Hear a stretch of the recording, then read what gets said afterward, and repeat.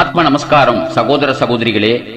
முதலில் வடகரை வள்ளல் சித்த வித்தையின் கர்த்தா ஞானபிதா சுவாமி சிவானந்த பரமஹம்சருக்கு முதற்கண் நமஸ்காரத்தை தெரிவித்துக் கொள்வோம். மேலும் இந்த பதிவு எதற்காகவென்றால், இந்த பதிவில் பிரம்மஸ்ரீ கிருஷ்ணானந்த பாரதி அவர்களின் சிறு ஆடியோ தொகுப்பின் சச்சங்க உரையாடல் இணைக்கப்பட்டுள்ளது.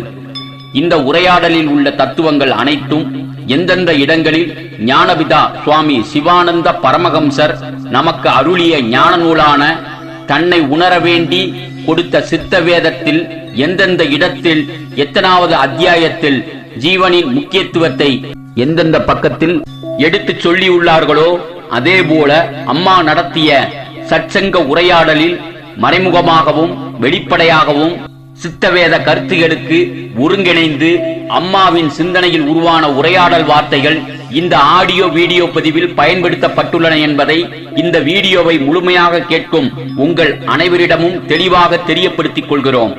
மேலும் தமிழில் அம்மாவின் கருத்துகளையும் சித்தவேதத்தில் சொல்லப்பட்டுள்ள கருத்துகளையும் ஒப்பிட்டு எடுத்துக்காட்டி அருமையாக உரையாடி விளக்கம் கொடுத்து இருக்கிறார் திருச்சியைச் சேர்ந்த பிரம்மஸ்ரீ கார்த்திகேயன். இந்த வீடியோ ஆடியோ பதிவில் என்பதை உங்கள் அனைவரிடமும் தெரிவித்துக் கொண்டு, அவருக்கு தமிழ் மொழி அறிந்த உலக தமிழர்கள் அனைவரும் அவருக்கு ஆத்ம நமஸ்காரத்தையும் மிகவும் நன்றிகளையும் தெரிவித்துக் கொள்கிறோம். மேலும் முக்கிய குறிப்பு என்னவென்றால், அம்மா அவர்கள் பூலதேகத்தோடு இருக்கும் பொழுது யாரையும் வீடியோ எடுப்பதற்கோ போட்டோ எடுப்பதற்கோ அம்மா அவர்கள் விருப்பத்தோடு அனுமதித்ததில்லை என்று அம்மாவை நேரடியாக பார்த்து உரையாடிய பலர் கூறியுள்ளார்கள் என்பது இங்கு முக்கியமாக குறிப்பிடத்தக்கது. அதனால் அவருடைய வீடியோ போட்டோஸ் இவற்றை பார்ப்பதும் நாம் அனைவருக்கும் ஒரு குடுப்பினை என்பதை தான் நாம் கருதி கொள்ள வேண்டும். மேலும் அம்மாவை பற்றிய அரிதாக கிடைத்த வீடியோவையும் போட்டோவையும் ஆடியோவையும் இதில் இணைத்துள்ளோம் என்பதை தெரிவித்துக் கொள்கிறோம். மேலும் பிரம்மஸ்ரீ கிருஷ்ணானந்த பாரதி அம்மாவின் சச்சங்க ஆங்கில உரையாடலை தமிழாக்கம் செய்து திருச்சியைச் சேர்ந்த பிரம்மஸ்ரீ கார்த்திகேயன் பேசியிருக்கிறார். அப்படி அவர் பேசிய தமிழாக்க ஆடியோவும் இந்த வீடியோ ஆடியோ பதிவில் இணைத்துள்ளோம். வீடியோவை ஓட்டாமல் நகர்த்தாமல் முழுமையாக செவிகளில் கேட்டு அம்மாவின் ஞானத்தால் தழும்பிய வார்த்தைகளையும் ஞானபிதாவின் சித்தவேத கருத்துகளையும் சிந்தித்து சித்த வித்தை என்ற ரகசிய அரிய பிராணாயாம கலையை சதா சர்வ காலமும் அவரவர் உள்ளில் முயற்சி செய்வோமாக. ஆத்ம சகோதர சகோதரிகளே, இப்போது அடுத்தடுத்த பதிவுகளின் தொடர்ச்சியை முழுமையாக பார்க்கவும் செவிகளில் ஆழ்ந்து சிந்தனையில் மூழ்கி கேட்கவும் என்று இறைவனான குருவினர்களால் வேண்டி விரும்பி கேட்டுக்கொள்கிறோம். ஆத்ம நமஸ்காரம் சகோதர சகோதரிகளே. No need necessary for the coal, no need water. Then the winds are there, the wind. The wind, through the wind also that produces that electricity. Now the solar came. Everybody depending on that solar. So like that, we are thinking still without eating food we can't survive. No, with the water also we can survive. With the wind, that is the Vayu action. Okay. Annam.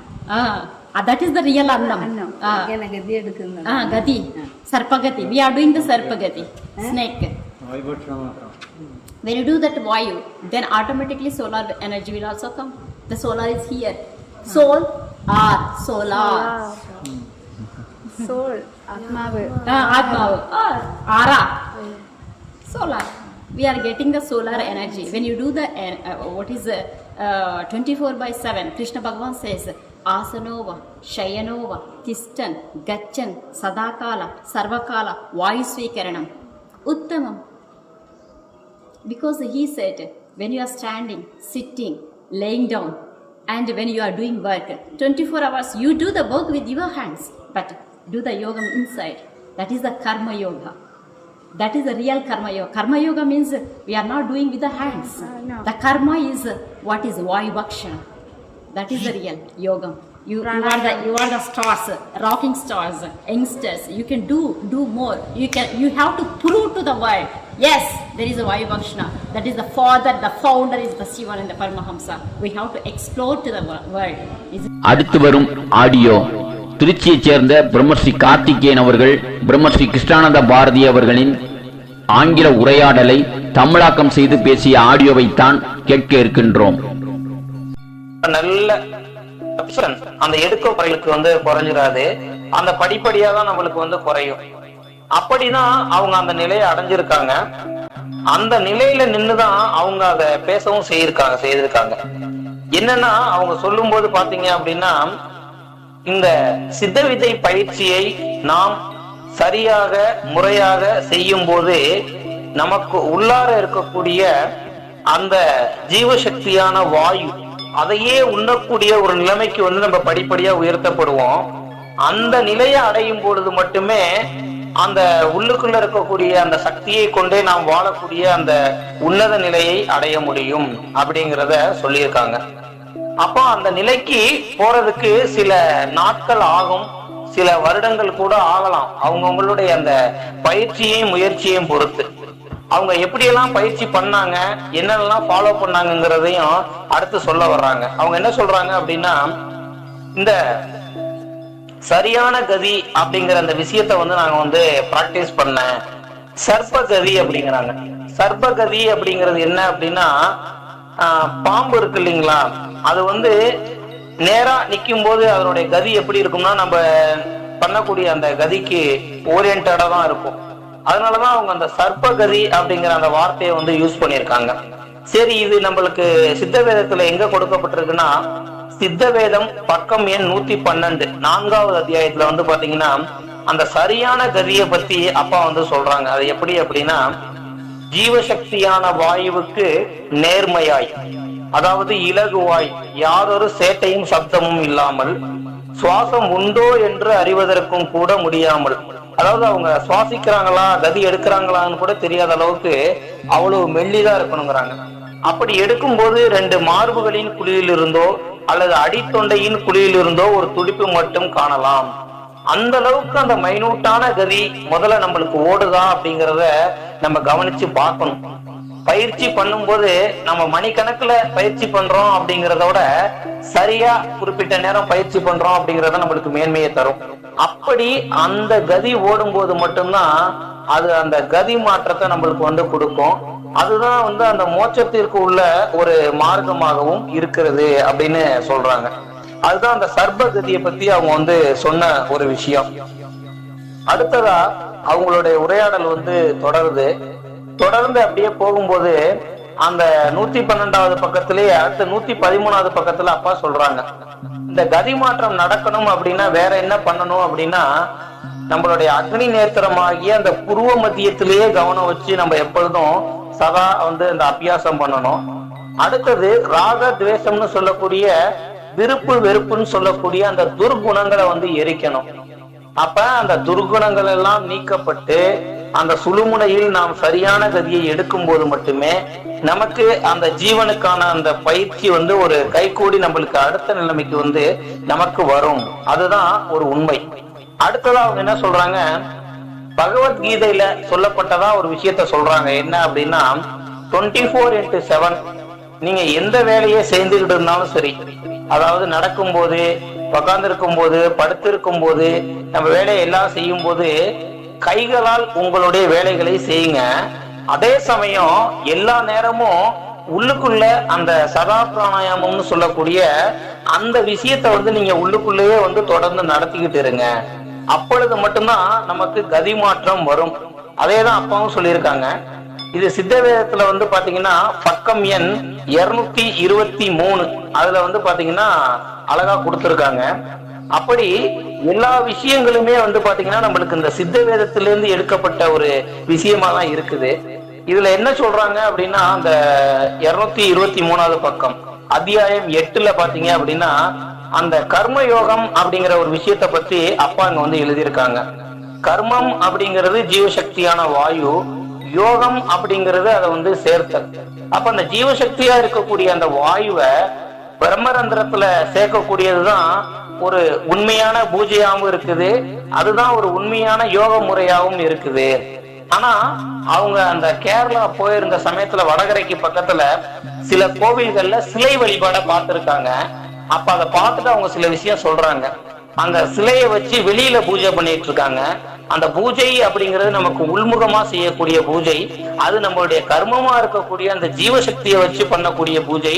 அது நமக்குள்ளாரதான் நடத்தணும். அப்படி நம்ம நடத்தும் போது என்ன ஆகும்னா, வாயு பட்சணம் அப்படின்னு சொல்லக்கூடிய அந்த நிலைமை வந்து கிடைக்கும். அந்த வாயு பட்சணம் அப்படிங்கிறது என்ன அப்படின்னு பாத்தீங்க அப்படின்னா, அந்த நிலையில் நம்ம டெப்தா உள்ளார போகும்போது நம்ம சித்தவேதம் அத்தியாயம் 13ல 276வது பக்கத்துல சொன்னபடி அந்த அன்னத்தை உண்ணும் போது மட்டுமே ஜீவித்து இருக்கிறது அப்படின்னு சொல்லி அப்பா சொல்றாரு. அப்ப இப்ப நம்ம ஜீவித்து இருக்கலையா அப்படின்னா கண்டிப்பா ஜீவித்து இருக்கல. நம்ம சுவாசத்தை, நம்மளுடைய கர்மமான ஜீவசக்தியான வாயுவை வெளிவிடக்கூடிய ஒவ்வொரு நொடியும் நாம் இறந்து கொண்டிருக்கிறோம் என்பதுதான் உண்மை. அப்ப இந்த நிலையை கடந்து சுவாசத்தை வந்து உள் சுவாசமா மாத்தி அந்த சரியான கதி மூலம் ஊர்த்துவ கதியா மாறி 24x7 சதா பிராணாயாமம்ங்கிற சொல்லக்கூடிய அந்த விஷயத்த பண்ணி உள்ள போகும்போது மட்டும்தான் அந்த அன்னத்தை உண்ணக்கூடிய ஒரு தகுதி நம்மளுடைய உடலுக்கு ஏற்படும். அப்ப அது வரைக்கும் இந்த உடலுக்கு தேவையான அளவு உணவு, நீர் மற்றும் அடிப்படை தேவைகள் எல்லாமே நம்ம கொடுத்துக்கிட்டு இருக்க வேண்டிய ஒரு கட்டாயத்துல இருக்கிறோம். அதனால இதை நல்ல அப்சர்வ் பண்ணிக்கணும்.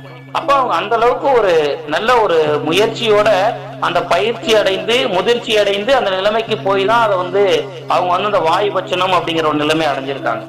அப்போ அவங்கள்ட்ட எல்லாம் கேக்குறாங்க, இந்த வாயு பட்சணம்னா என்ன, உங்களுடைய குரு யாரு அப்படின்னு சொல்லி சொல்றாங்க. அதை எங்களுக்கு சொல்லி கொடுக்க முடியுமா அப்படின்னு சொல்றாங்க. அவங்க அதுக்கு ஒரே வரியில பதில் சொல்றாங்க. என்ன அப்படின்னா, இந்த வாயு பட்சணம் அப்படின்னு சொல்லக்கூடிய விஷயம் வந்து வார்த்தைகளால் விவரிக்கக்கூடிய ஒரு விஷயம் கிடையாது. அத வார்த்தைகளால சொல்லி இப்படிதான் அது உங்களுக்கு அப்படின்னு சொல்லி நான் டீச் பண்ண முடியாது. அத உங்களுடைய அனுபவத்தின் மூலமாக சித்த வித்தை பயிற்சியை சரியான முறையில் நாம செய்யும் போது அந்த வாயு பட்சணம் அப்படின்னு சொல்லக்கூடிய விஷயம் நமக்குள்ள விளங்க வரும். அதுதான் உண்மை. அதனால இந்த பயிற்சியை வந்து தொடர்ந்து நீங்க வந்து செய்யுங்க. எந்த அளவுக்கு சரியா அதை பண்ண முடியுமோ அந்த அளவுக்கு பண்ணுங்க அப்படிங்கிறாங்க. அதே மாதிரி அந்த பயிற்சி வாங்கி சில வருடங்களுக்கு அப்புறம் தான் அவங்க அந்த நிலையை எட்டுறாங்க. அந்த உணவு, நீர், உறக்கம், பெண்களுக்கு உண்டான அந்த சில வருடங்களுக்கு அப்புறம் தான் அது நிக்குது. அப்ப அதெல்லாம் நின்னதுக்கு அப்புறம் தான் அவங்களுக்கு அதெல்லாம் தேவையில்லை அப்படிங்கிற நிலைமை வந்து இயற்கையாவே ஏற்படுது. அப்ப அந்த நிலையை வந்து நம்ம முயற்சி பண்ணி எப்படி கொண்டு வர முடியாதுன்னா, அது கதி சரியான முறையில நடத்தி நம்ம பயிற்சியில ஒரு நல்ல நிலைமைக்கு வரும்போது மட்டுமே அது நமக்குள் நடக்க ஆரம்பிக்கும்.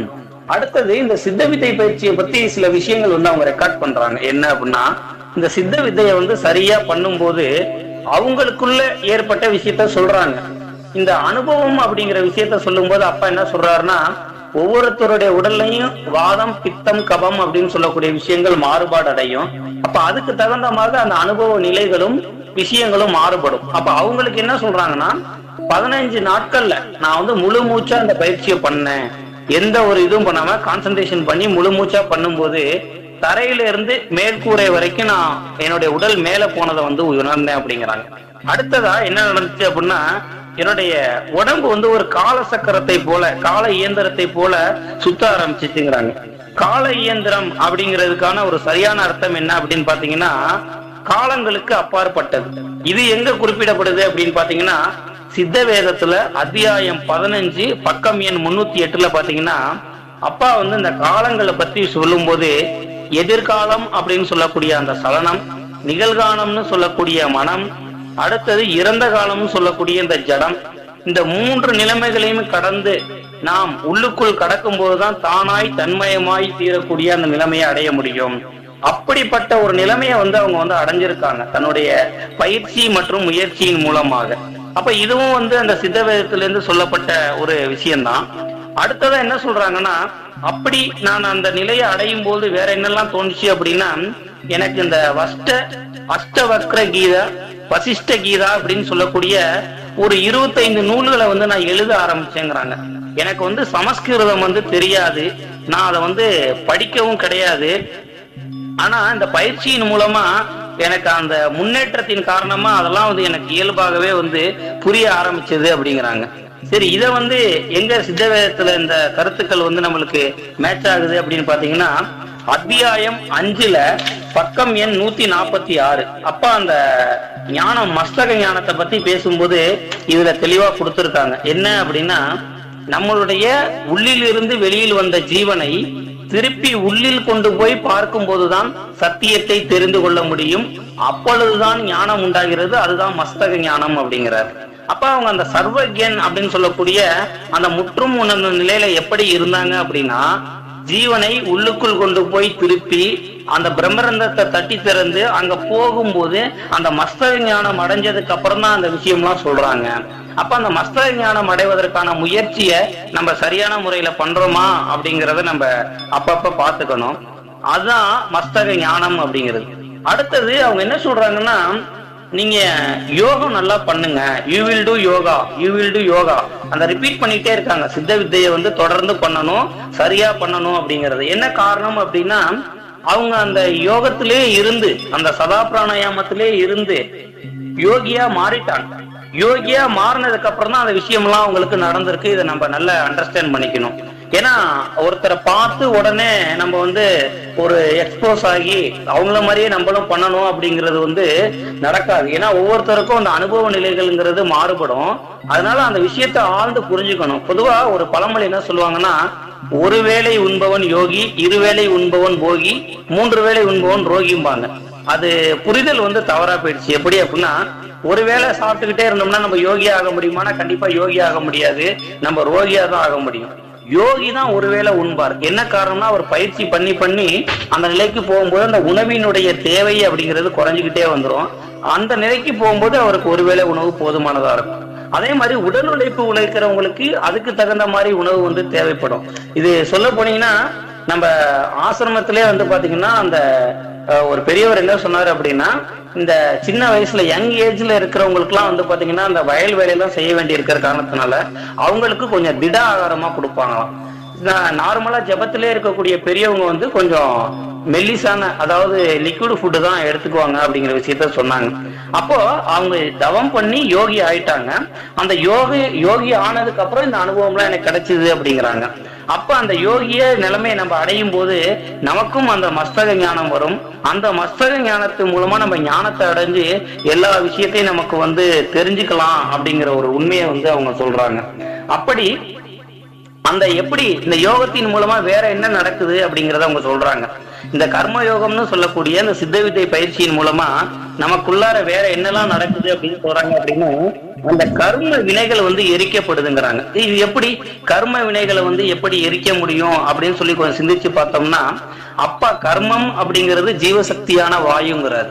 எண்ணங்களும் வந்து அந்த ஜீவசக்தியான வாயுவுக்கு அந்த எண்ணங்கள் தட்டுறதுனாலதான் அந்த பதிவே ஏற்படுது அப்படின்னு சொல்லி சொல்றாரு. அப்போ அந்த எண்ண பதிவுகளா இருக்கக்கூடிய அந்த ஜீவசக்தியினுடைய வெளிப்பாட்டிலிருந்து ஏற்பட்ட அந்த பதிவுகளை எப்படி முள்ளால எடுக்கிறோமோ, அது மாதிரி அந்த எண்ணத்தினுடைய பதிவுகளா இருக்கக்கூடிய அந்த விஷயத்தை வந்து கர்மம்னு சொல்லக்கூடிய அந்த ஜீவசக்தியான வாயுவின் மூலமாக நாம் பயிற்சி பண்ணும்போது அந்த கர்ம வினைகள் வந்து எரிக்கப்படுது அப்படிங்கிறத வந்து அழகா சொல்றாங்க. அடுத்தது ஒரு விஷயம் சொல்றாங்க. என்ன அப்படின்னா, ஞானா நாடி பிரசவகம். இப்போ அவங்க அந்த சில வார்த்தைகள்லாம் பயன்படுத்தும் போது சரி அவங்க வேற ஏதோ சொல்ல வர்றாங்களோ அப்படிங்கிற மாதிரி எல்லாத்துக்குமே தோணும். ஒரு உண்மையை இந்த இடத்துல கண்டிப்பா சொல்லியே ஆகணும். எல்லாமே சித்த வேதத்தில் இருந்து எடுக்கப்பட்ட ஒரு விஷயங்கள். சித்த வேதம் அப்படிங்கிறது சுவாமி சிவானந்த பரமேஸ்வருடைய மஸ்தக ஞானம். அந்த மஸ்தக ஞானத்துல ஏற்பட்டதுதான் அவர் புஸ்தகமா எழுதி வச்சிருக்கார். அப்ப அவங்க அந்த சித்த வித்தை பயிற்சியின் மூலமாக அதை அடையும் போது அதுல இருந்து தான் எடுத்து சொல்றாங்க. அப்ப இந்த ஞானா நாடி பிரசவகம் அப்படிங்கிறது எங்க சொல்லப்படுது அப்படின்னா, சித்த வேதம் அத்தியாயம் 4 பக்கம் நம்பர் 87. இதுல வந்து அப்பா வந்து அந்த புருவ மத்தியத்தை பத்தி சொல்லும்போது என்ன சொல்றாரு அப்படின்னா, இந்த 72,000 நாடிகளும் வந்து சஞ்சரிக்கக்கூடிய இடம் அந்த புருவ மத்தியமாகும்.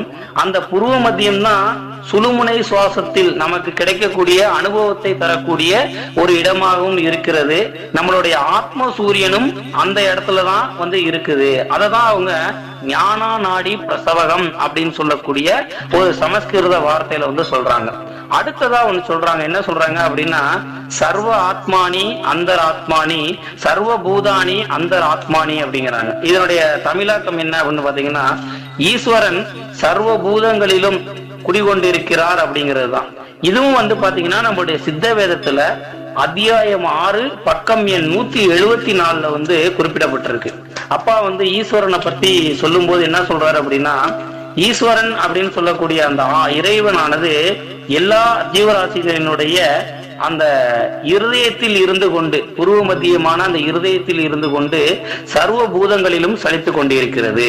இதுவே தான் பகவத்கீதையிலும் சொல்லியிருப்பாங்க, ஈஸ்வர சர்வபூதானாம் கிருத்தேஷ அப்படின்னு. அப்போ இதுவும் சித்த வேதத்திலிருந்து அவங்க சொன்ன ஒரு விஷயமா வருது. அடுத்தது வாயு ஸ்ரீகரண சர்வகம் சொல்லி ஒரு வாயத்தை பயன்படுத்துறாங்க. அதாவது இந்த வாயுன்னு சொல்லக்கூடிய அந்த ஈஸ்வர சக்தி சர்வ வியாபகத்துவமா எல்லா பக்கங்களும் வீற்று இருக்கிறது அப்படிங்கிறாங்க. இது சித்த வேதத்துல 2வது பக்கத்திலேயே அப்பா சொல்லியிருக்காரு. ஈஸ்வரன் அப்படிங்கிறவரு சர்வ வியாபி, அவர் எல்லா பக்கமும் நீக்க மர நிறைஞ்சிருக்கிறாரு அப்படிங்கிற ஒரு விஷயத்த சொல்லியிருக்காங்க.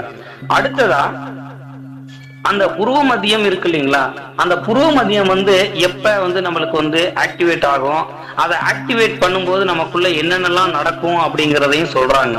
என்ன அப்படின்னா, அந்த புருவ மத்தியம் சுழுமுனை நாடி, இந்த சுழுமுனை நாடியில நமக்கு அந்த சுவாசம் ஓட ஆரம்பிக்கும் போது என்ன ஆகும் அப்படின்னு பாத்தீங்க அப்படின்னா, நமக்கு அந்த மஸ்தக ஞானம் புலப்படும், நம்மளுடைய உடல்ல எல்லா மாற்றங்களுமே நடக்கும். எப்படி அப்படின்னா, ஒரு போனு சிம் கார்டு மட்டும் இருந்தா நம்ம நெட் கனெக்ஷன் இல்லாம எப்படி உள்ளார போய் அந்த இன்டர்நெட்ல விஷயங்களை தெரிஞ்சுக்க முடியாதோ, இந்த புருவ மத்தியத்தை நம்ம ஆக்டிவேட் பண்ற வரைக்கும் நம்ம வெளி உலகத்துல உள்ள விஷயங்களுக்கு இடையில தான் மாட்டிக்கிட்டு இருக்கோம். அப்ப எப்ப அந்த சுழுமுனை நாடியின் மூலமாக அந்த புருவ மத்தியம் அக்னி நேத்திரம் ஆக்டிவேட் ஆகுதோ, அப்ப நம்மளுக்கு மஸ்தக ஞானம் உண்டாகி வெளியில இருக்கக்கூடிய எல்லா விஷயங்களும் நம்மளுக்கு தெரிய வரும் அப்படின்னு சொல்லிட்டு சாமியை பத்தி, சிவானந்த பரமஹம்சரை பத்தி ஒரு பாடலும் அவங்க தெலுங்குல பாடி முடிக்கிறாங்க. பாடிட்டு அந்த பாடங்களுடைய ஒரு அர்த்தத்தை என்ன சொல்றாங்க அப்படின்னா, சுவாமி சிவானந்த பரமஹம்சர் இந்த கர்ம யோகம்னு சொல்லக்கூடிய சித்த வித்தை பயிற்சியின் மூலமாக அவருடைய கர்ம வினைகளை முழுமையாக எரித்து சித்த யோகியா மாறுறார். சித்த யோகியா மாறி அவருடைய உடல் ஒரு வஜ்ரமா மாறுதுங்கிறாங்க. வஜ்ரம் அப்படின்னா எதனாலும் கொண்டு தாக்கப்பட முடியாத ஒரு நிலைமை. அப்ப சாமியை ஒருத்தர் ஒரு கத்தியை கொண்டு வெட்ட வரும்போது அந்த கத்தி தான் உடையுது, சாமி மேல அது படல. அதுக்கு என்ன காரணம் சொல்றாங்க அப்படின்னா, இந்த கலியுகத்துல அந்த ராமனாகவும் பீமனாகவும் இருக்கக்கூடிய பரம்பொருள் சுவாமி சிவானந்த பரமஹம்சர் தான். ஏன்னா இப்ப நம்மள மேல ஒருத்தர் கத்தியை வீசினார்னா அது வெட்டத்தான் போடும். ஆனா சாமி மேல ஏன் அந்த கத்தி படல அப்படின்னா, அவர் அந்த சித்த வித்தைன்னு சொல்லக்கூடிய அந்த பயிற்சியின் மூலமாக அவருடைய கர்ம வினைகளை எரித்து அந்த பரம்பொருள் நிலையில இருந்ததுனால அந்த மாதிரி நடந்தது. அப்ப சுவாமி தான் முன் யுகத்துல ராமராகவும் இருந்ததாகவும், இப்போ அவர் தான் ராமராகவும் பீமராகவும் இருக்கிற மாதிரி அவங்களுடைய அனுபவத்துல அவங்க அந்த பாடலை பாடுறாங்க. அது மட்டும் இல்ல, சாமியை சொல்லும் போது யோகீஸ்வர ஈஸ்வரர், அப்போ இறைநிலையே அவர் தான், எங்கும் நிறைந்திருக்கும் அந்த சர்வ வியாபியா இருக்கக்கூடியவர், நமக்குள் ஈஸ்வரரா இருக்கக்கூடியதுமே அவர் தான். அவர் கலியுக குபேரனா இருக்கிறாரு அப்படிங்கிறாங்க. என்ன காரணம்னா, சாதாரணமா ஒரு செல்வந்தரா கூட சொல்லல, செல்வந்தர்னாலே அவர் நிறைய பணம் உள்ளவர், வசதி உள்ளவர்னு சொல்லலாம். குபேரர் அப்படின்னா வாரி வாரி வழங்கக்கூடியவர். அப்ப நமக்கு எந்த வகையில சாமி நம்மளுக்கு வாரி கொடுக்கிறாரு அப்படின்னா, அந்த சித்த வித்தைன்னு சொல்லக்கூடிய அந்த பயிற்சியின் மூலமாக நமக்கு ஞானம், அந்த மோட்சம், அந்த மேல்கதி அப்படின்னு சொல்லக்கூடிய நிலைமையை வாரி வழங்கக்கூடிய நிலைமையில தான் சுவாமி சிவானந்த பரமஹம்சர் நமக்கு இருக்கிறாரு. அப்போ இவங்களுக்கு இதெல்லாம் எப்ப தோணுச்சு அப்படின்னு பாத்தீங்கன்னா, அவங்க அந்த 3 குணங்களை கடந்து, சாத்விகம், ராஜசம், தாமசம்னு சொல்லக்கூடிய அந்த 3 குணங்களையும் கடந்து அந்த புருவ மத்தியிலேயே மனதையும் கண்களையும் நிறுத்தி அங்க அந்த ஆத்ம சூரியன் பிரகாசிக்கும் போதுதான் இந்த நிலைமையெல்லாம் அடைய முடிஞ்சது. இது எல்லாமே சித்த வேதத்தில் இருக்கக்கூடிய கருத்துக்கள் தான் அவங்க சொன்னது எல்லாமே. மறுபடியும் அவங்க கூட உரையாடல் பண்ண நம்ம சகோதரர்கள்ட்ட எல்லார்ட்டையுமே அவங்க எத்தனை கேள்விகள் கேட்டாலும் அவங்க சொன்ன ஒரே பதில் என்ன அப்படின்னா, சித்த வித்தை பயிற்சியை முறையா நம்ம பண்ணும்போது நமக்கு அந்த அனுபவங்கள் எல்லாம் கிடைக்கும் அப்படிங்கறதுதான் அவங்க சொன்ன ஒரு விஷயமா இருக்கு. ஆகவே நம்ம இதன் மூலமா நம்ம தெரிஞ்சுக்க வேண்டிய விஷயம் என்ன அப்படின்னா, உடனே ஒருத்தவங்களை மாதிரி அவங்க அடைஞ்ச அந்த நிலையை அடைய முடியுமா அப்படின்னா, அதற்கான முயற்சியும் பயிற்சியும் நமக்கு தேவைப்படுது.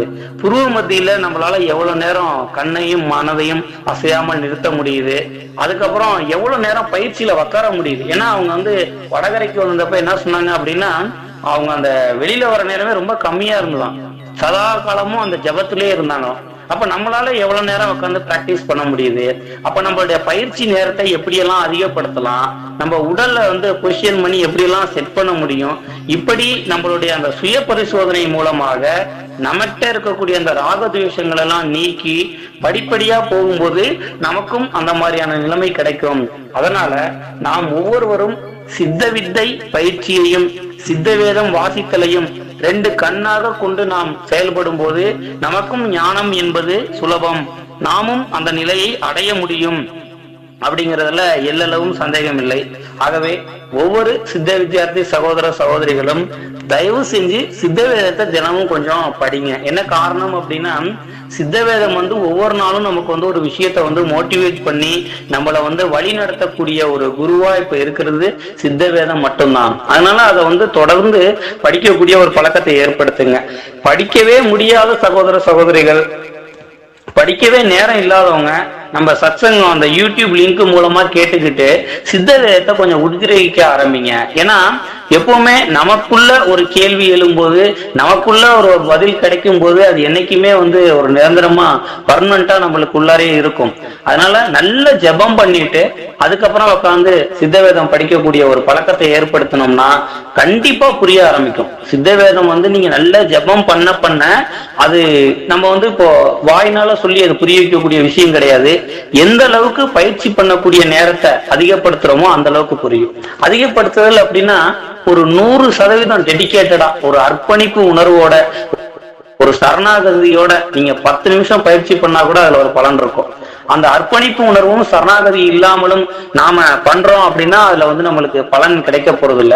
100% அர்ப்பணிப்பு உணர்வும் சரணாகதியுடனும் நாம உட்காந்து பயிற்சி பண்ணும்போது அதுக்கப்புறம் நம்ம பொலைட்டா கேட்டோம் அப்படின்னா அதுல இருந்து நம்மளுக்கு விஷயங்கள் அனுபவத்துல புரிய வரும். ஆகவே ஒவ்வொரு சித்த வித்தியார்த்தி சகோதர சகோதரிகளும் சித்த வித்தையையும் சித்த வேதத்தையும் 2 கண்களாக கொண்டு சதா அபியாசம், இடைவிடாமல். அபியாசம் அப்படிங்கிறது என்ன அப்படின்னா அது வந்து ஒரு விடாமுயற்சி. அதுக்கு சரியான தமிழ் வார்த்தை என்ன அப்படின்னா விடாமுயற்சி. எக்காலத்திலும் எந்த வேலையை செய்யும் பொழுதும் காரணத்தை எந்த ரீசனுமே சொல்லக்கூடாது. இந்த பயிற்சியை கீழவே வச்சிடக்கூடாதுங்கிறார் அப்பா. அந்த அளவுக்கு நம்ம பயிற்சி பண்ணும்போது நாமும் ஞானம் அடைய முடியும், நாமும் ஆனந்த மத்தன்மார்களாய் மாற முடியும் என்பதை தெரிவித்துக் கொண்டு ஒவ்வொருவரையும் பார்த்து பிரார்த்தித்து நமஸ்கரித்துக் கொள்கிறேன். ஆத்ம நமஸ்காரம். Ayah, kamera tiap please. Iya kan ya please.